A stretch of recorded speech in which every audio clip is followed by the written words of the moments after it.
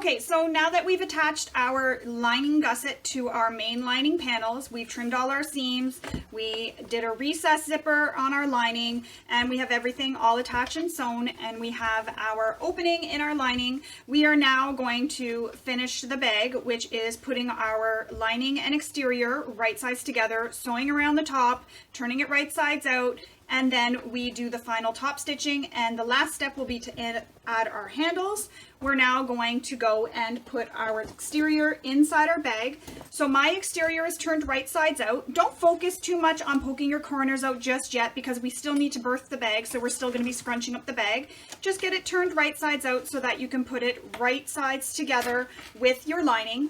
When you put this in your bag, if you have done a panel where you have the center done like this and then you have a solid back, you're going to want to decide where you want your laptop sleeve and your slip pocket. So if you want your laptop sleeve to be on the front of the bag, go ahead and insert your lining so that it will be in the correct position when you turn the bag right sides out.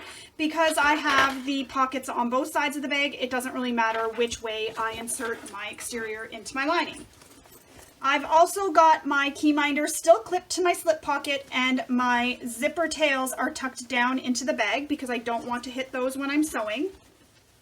First thing I do is line up my side seams. So the seam that we made when we sewed our side gusset to our main lining panels, I'm going to line up those seams. I like to press the seams open when I do this.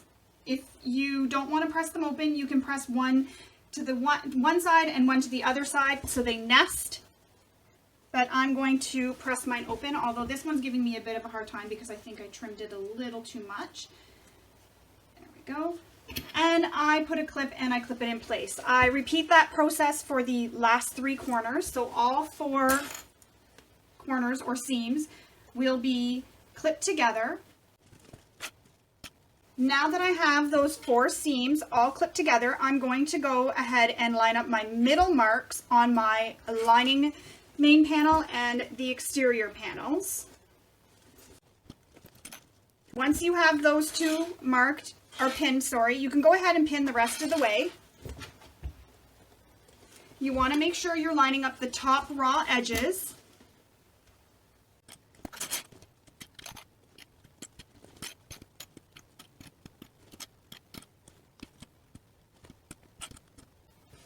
Okay, so that is all pinned. I like to use a lot of clips just to make sure everything stays in place and doesn't move. Another thing when I'm stitching, I don't remove my wonder clips until my presser foot touches them. That just makes sure that nothing shifts on me while I'm sewing. Also, if you have a machine that doesn't have a free arm and you have an extension table, go ahead and install that now. It just makes it easier for stitching. Now I'm going to stitch the top of my bag with a 3/8 of an inch seam allowance. If you are stitching this and you have some hardware, just be careful when you're sewing there that you don't hit the hardware. And if you have handles here or anything up at the top, if you did the no hardware handle hack with the recess zipper, you're going to have handles that are sticking up. Just make sure they're not in the way and they're pushed down into the bag so that you don't sew over them accidentally. Again, you're sewing this with a full seam allowance, which is 3/8 of an inch.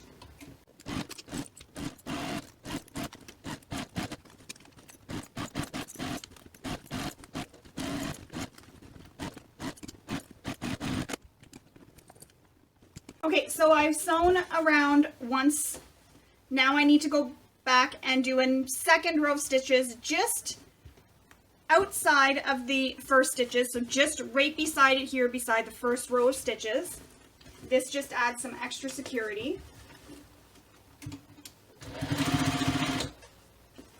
If you find it's helpful because you have, say, straps or hardware in the way, put on a zipper foot. That'll help you get an accurate seam allowance and get as close to those items without stitching over them or your presser foot being moved over because you're hitting it.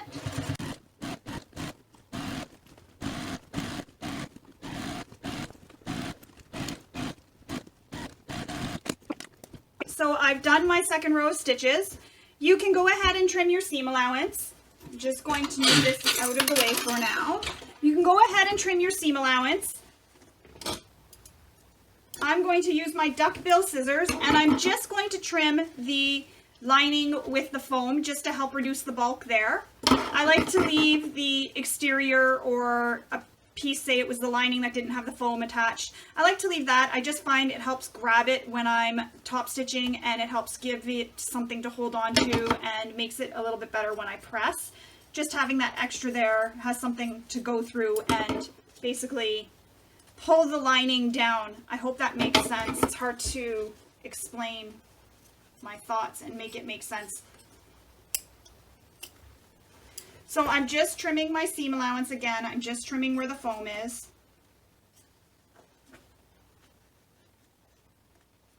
If your machine has a hard time with bulk, you can trim the whole seam allowance down and don't leave anything there. And then when you top stitch, you won't have as much to go through because you will have that out of the seam allowance. You can also try using a walking foot and a bigger needle for your top stitching and increasing your stitch length. Normally I use a 3 to a 3.5 for my top stitching, but if you're finding your machine is struggling with the bulk and it's doing some skip stitches, increase your stitch length, adjust your tension, and try a bigger needle. Often that right there will make all the difference. Another tip is to hammer your fabrics to flatten them where there's a lot of bulk. So for example, in the seams where the exterior and side gussets meet, there's a lot of bulk there. So if you hammer it to flatten it, this will press it down and it will make it not so bulky. The tip for that is to do it when this is all turned right side out and put a pressing cloth between your hammer and the bag so you don't do any damage, and just give it a few good whacks, and that'll really flatten that down for you, and that'll make it easier to stitch through, because right now it's just all bulked up. Once you flatten it, it kind of compresses it all together. So now I've gone and I've cut the foam out of my seam allowance. I'm now going to turn my bag right sides out. When you're turning it right sides out, avoid pulling. I know the first little bit we kind of have to pull, but avoid pulling as much as possible. You don't want to pull on any fabric and accidentally break any stitches or cause any tears anywhere. So try to push more than you pull. If you're pulling, just do it very gently so that you don't cause any of those issues I mentioned. Once your bag is turned right side out, it's going to look like this, one big long piece. I'm now going to take my precision turning tool and I'm going to poke my corners out.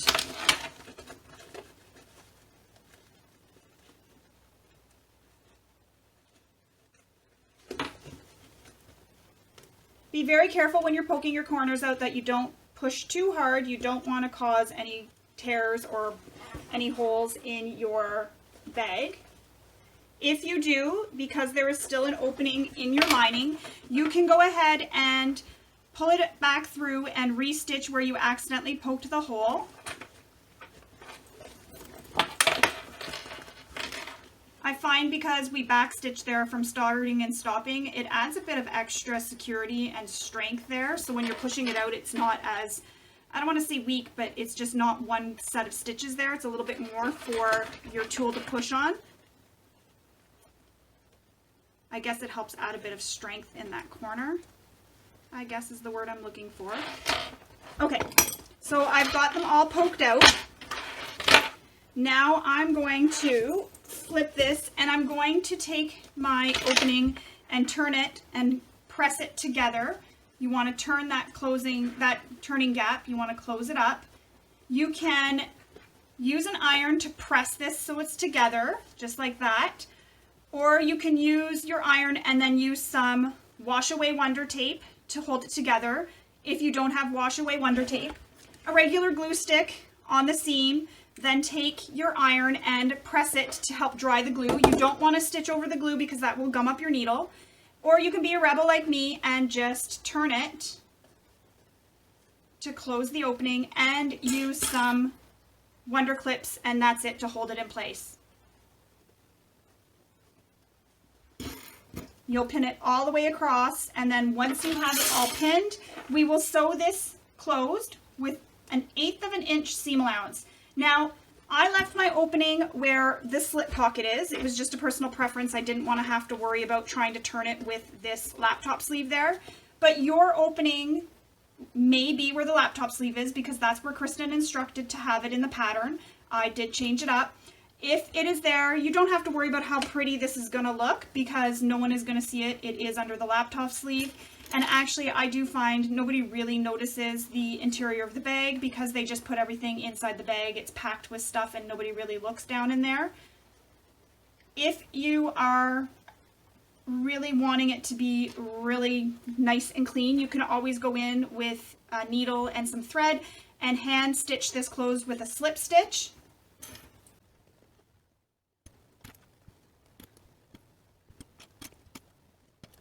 Okay, so again, I've gone a little clip crazy. So as I mentioned, I'm going to sew this with 1/8 of an inch seam allowance. Same thing I said before, I don't remove my wonder clips until my presser foot touches them. That just makes sure everything stays in place and doesn't shift. If you prefer using traditional pins, you can use traditional pins. Do not sew over a traditional pin. You will break a needle or cause damage to your machine, so do remove them before your needle touches them. So I'm going to go ahead and sew this closed.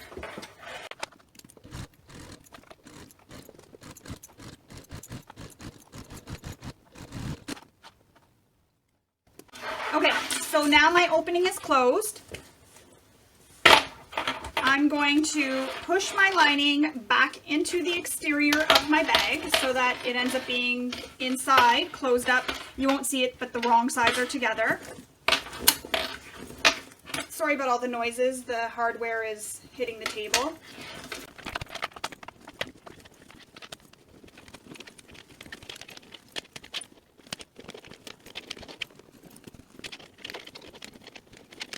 Okay, so now it is all pushed back into the bag. I'm going to take this to my machine, to my iron, and I'm going to press this on the lining side so that it is pressed nice and flat. I can't press on the exterior because I did use this vinyl, so I'm going to just go in with my iron and press along in the lining. Careful not to hit the exterior at all. If you are worried about doing that and pressing like that, go ahead and put a pressing cloth over your material so that you don't accidentally hit it when you're pressing. So I'm going to go do that now and I will be right back. Okay, so I gave it a press from the lining instead of from on top of the exterior. I just wanted to note, I went in and opened back up my lining hole and removed my hardware just for now so that I can stitch without it being in the way, and then I'll go back in through my lining and reinstall it again. I'll show you how I do that. If you're worried about hitting your hardware as you're top stitching your bag, you can go ahead and do the same thing. Just reopen your lining, or if you're watching this before you construct the bag, leave the lining open till the very end. Normally I do, but I'm trying to follow all the instructions in the pattern. But leave the opening in the lining unstitched, and that way there you can just simply remove it. If you fuse something over it, you can just peel that off and then just open up the prongs and pull it right out, and it's just easy to reinstall again because you have that opening left. If you don't have a free arm on your machine, you want to turn your bag so it is lining side out. This just makes it easier for top stitching.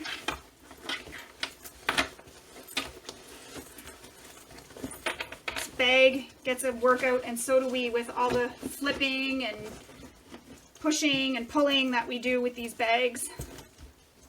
Okay, so there it is. We don't have any handles to worry about because we haven't attached them yet. Unless you did the no hardware handle hack, then you do have to worry about those. That's where you'll have to decide if you want to stitch with them up so that it is going to be caught in your top stitching, or stitch with them down so that it is not caught within your top stitching. The preference is really up to you. Kristen does suggest that we stitch with them in the top stitching. It just adds some extra security. If you did the recess zipper, this won't be anywhere near the top, so you don't have to worry about the recess zipper, but you do want to make sure that your zipper tails are down so you're not stitching with them like this and you don't actually accidentally stitch over them. And your key minder, keep it clipped to your slip pocket. This just helps hold it down.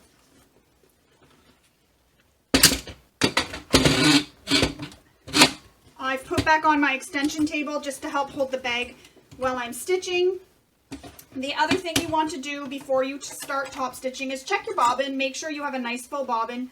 The last thing you want to happen is to run out of bobbin while you are stitching.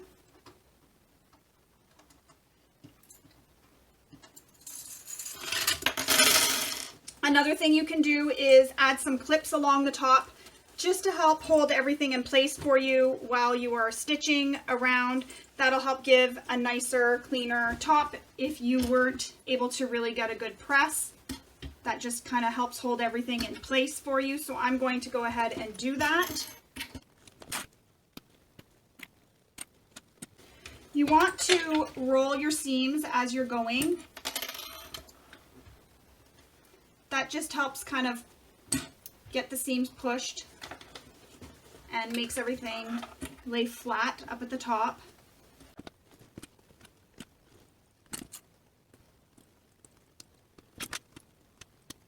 Okay, so I have it all clipped with my clips. I'm going to sew with this so that my lining is against the bed of my machine and then my presser foot is on my exterior, so I'm sliding it under my presser foot. I'm increasing my stitch length.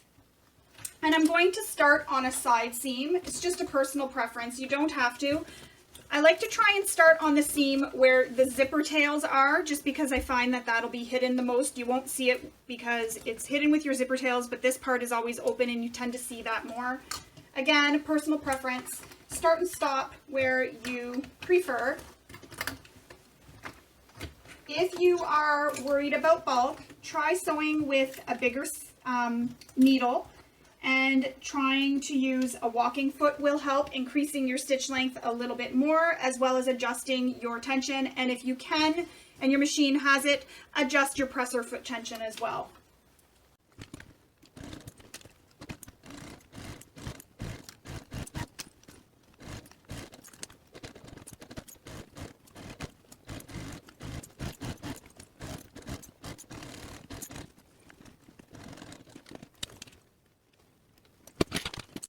Okay, so I've top stitched all the way around my exterior. Now I'm going to turn my bag back right sides out.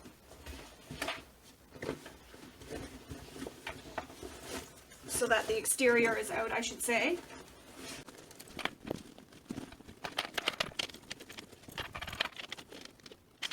Okay, so now it's all top stitched. I'm going to go ahead and reinstall my handmade tag that I took out. So all you need to do is go in through your opening in your lining, find where the holes are, make sure you put your tag back on so that it is in the correct position so it's not upside down. You don't want to get everything closed up and then find out it's upside down and have to repeat this all again. Then I just lay it on the table where I can see the opening, put my Peltex back over it, then the washer, and I press the prongs down.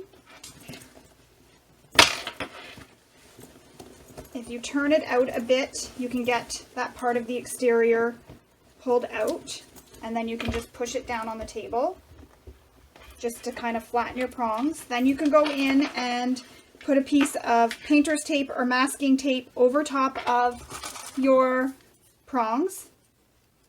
There is foam in between this, so it's not as much of a concern about it rubbing through the lining fabric because the foam is there. It's going to be against the foam.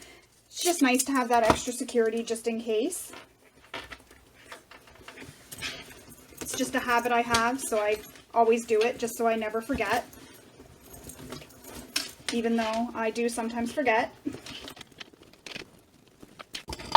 I'm finding this laptop secure strap extra is kind of getting in the way, so I'm going to go and cut it down just a wee little bit. You still want that extra tail. It was there just to help for when you were stitching everything together, but I did cut a bit off.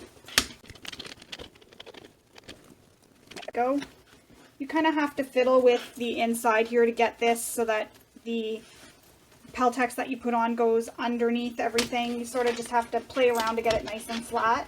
It's worth the time it takes to do it. Once you do that, you're going to want to pull the lining back out if you did this once already and stitch that opening closed. So I'm going to go ahead and do that again.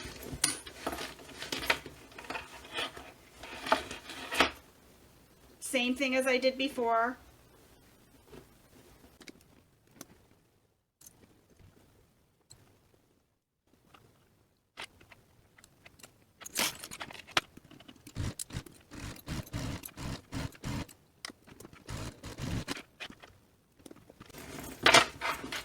And now that I've restitched that, I'm going to push my lining back in.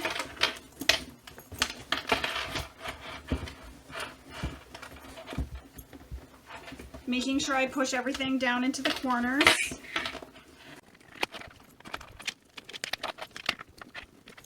And there it is. We have that part complete. Now we just need to add our handles. So before we add our handles, we're going to reattach our zipper pull to our zipper tape. I have a video on my YouTube channel for how I use my zipper helper. I'm going to link it in the description. You can go ahead and install your zipper pull however you do it, or take a look at the video that I have for this. It's really super easy to use a fork to attach a zipper pull to some zipper tape.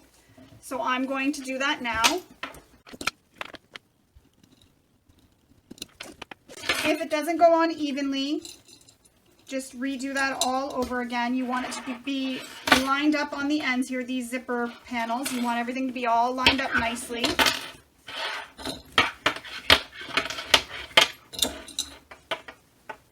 Make sure your zipper tape's not twisted when you're doing this as well.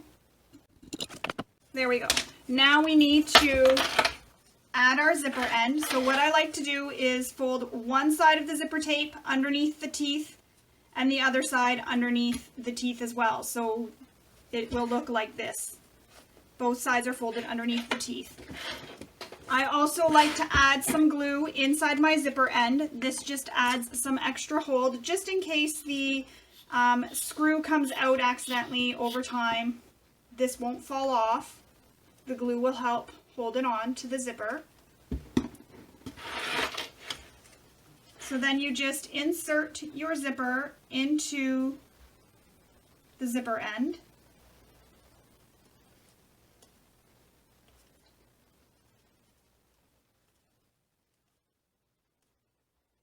Make sure you push it all the way in. And then using the screw that comes with these and a screwdriver, you're going to screw this in, the little screw into the zipper end. Put the zipper end against the table, not against your hand. You don't want to stab yourself with the screwdriver. There we go. So that is how it will look. I will show you with the zipper end installed. And my zipper is also on.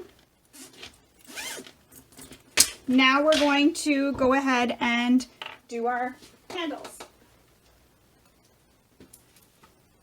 This is the last step. So you need to get your handles, and we're going to loop them onto our D-rings.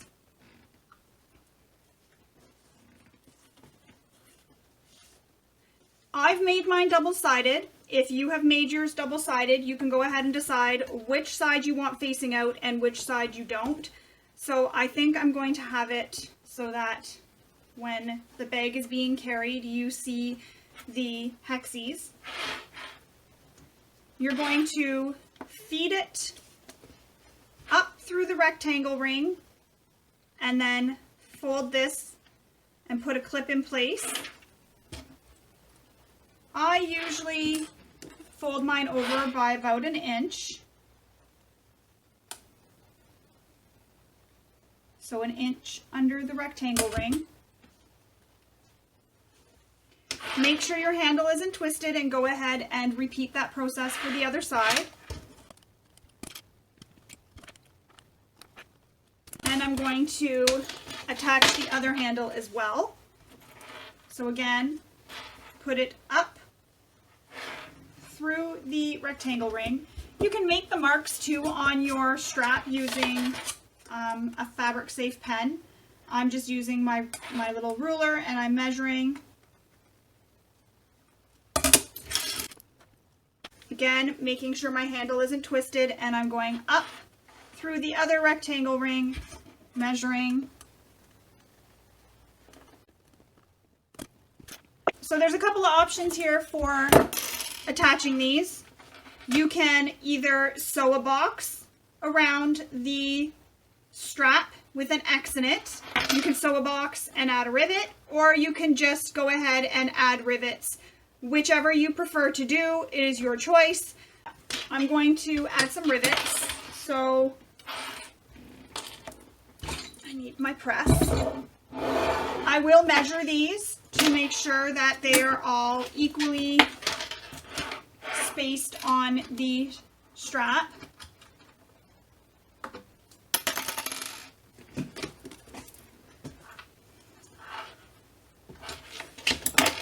So I'm going to go up 1/2 inch from the hardware.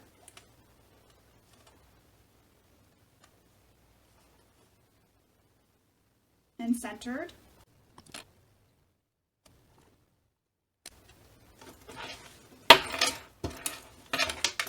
You'll put the marks on all 4 handles. There's not 4 handles, but there's 4 places to mark in total. You can also add 2 rivets here if you'd like, just for extra hold. It's really a personal preference what you do to finish your straps. So I've gone ahead and installed my rivets at the marks I made on all 4 ends of my handles. And now we are done with sewing and construction of the bag. We just need to attach our crossbody strap, and it is complete. I have a zipper pocket on the front, zipper pocket on the back. Your bag may have one side that's a solid back depending on the option you chose. This bag has the recessed zipper,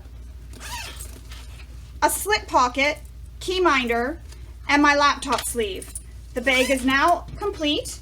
You can fill it up and take it out and show it off to the world. We are all done.